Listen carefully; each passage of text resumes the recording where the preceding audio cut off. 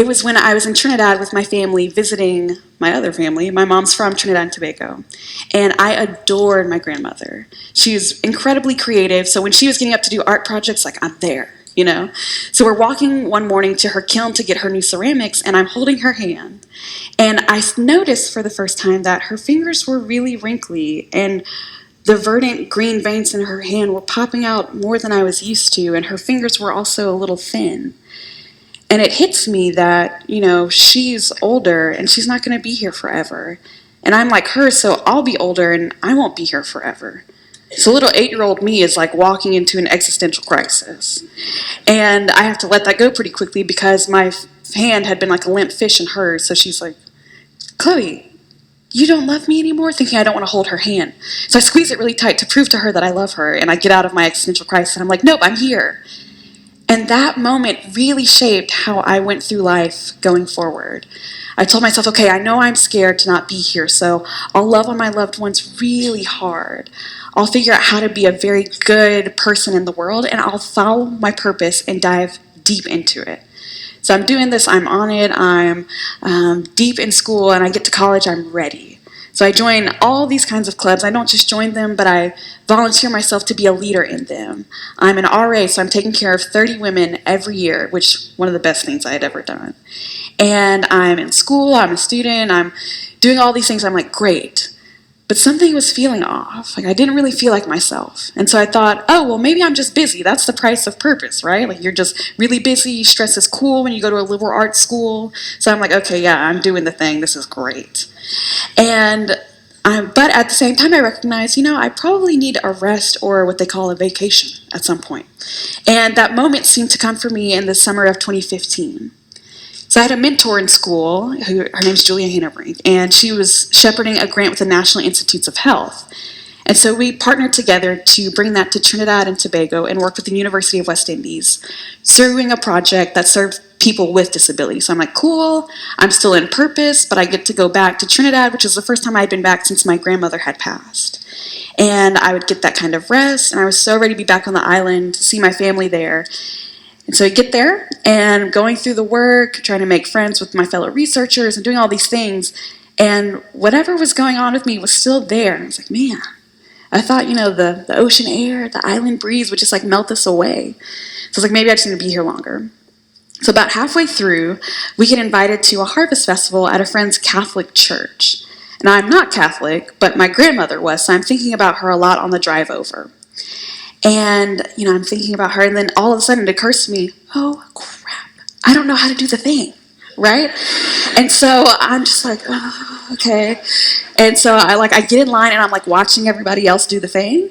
And when I get up to the priest, I just freak out. So whatever I did was not it. And I was like, okay, so he's just going to throw more holy water on me to cleanse this, and we'll just move on.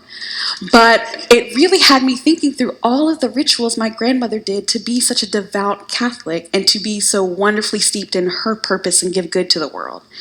So to be honest with you, I have no idea what that sermon was about. I was just sitting there thinking of my grandmother and thinking about purpose, and the kind of feeling I was feeling was bubbling up, right? And I'm just unusually distracted, looking at any and everything except the message. So when everybody breaks for lunch to celebrate with the feast, I kind of sneak away a bit because I needed just some space to figure out what was going on and get my head right so I could be all smiley with people, right? Like that's the thing. So I go out and I look over at the edge of the mountain, and I'm looking down to the south of the island, trying to see if maybe I could see Princess-Town. I had no idea how I was actually going to know if I'd seen it or not. It's just way down there. But looking at that large expanse and also being in the mind state I was in, something felt different. And all of a sudden, I felt like a freight train hit me in the chest, carrying emotions that I didn't know before. I felt like the whole world was trembling, like I was being pulled apart. I'm having a panic attack. I had never had one before, so this was crazy. It felt like an earthquake in my body. So I'm looking around to see if everything else is also shaking, and it's not. So I'm just freaking out. I hate how I'm feeling, and I can't stop it. So I go back into the church, right, because I also don't want people to see me and I just get on my knees and I start praying, and I'm crying, and I don't know really what I'm saying. I'm just like, this feels really intense, and to be honest, I just want some help. Please make it stop. That moment was very serious for me to slow down. So when I got back to the States, I decided, okay, I'm going to check out therapy.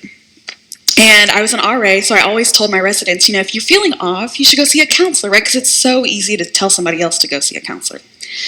So I get there, or I'm like prepping for it, and I'm someone who needs time to process. So I was like, okay, well, this therapist is really not going to tell me anything I don't know about myself. And so I'm going to write down, and I brought it for you, because this is me being wild. I wrote down everything I had gone through in my life and thought to myself, okay, I'm going to read her my checklist, and she's just going to tell me the things that I already know, which is I need to sleep more, drink water, take care of myself, rest.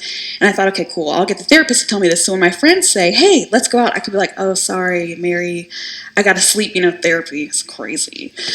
So that's what I'm on. Okay, so I walk in there, got my little list, and she, smiles at me, that kind of building trust smile, like I've peeped game, And she's like, so, how are you? And I'm like, oh, I'm great. And she's like, okay.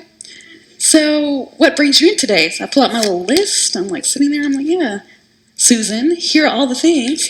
I go down the list, and then I look at her. And her trusting, inviting smile had turned into like, so how are you? And I don't know what voodoo magic she pulled on me, but I start bawling. I mean, it is like Niagara Falls is falling from my face. I am just like torn apart. And the truth is, that was the first time I had been honest out loud about what was going on.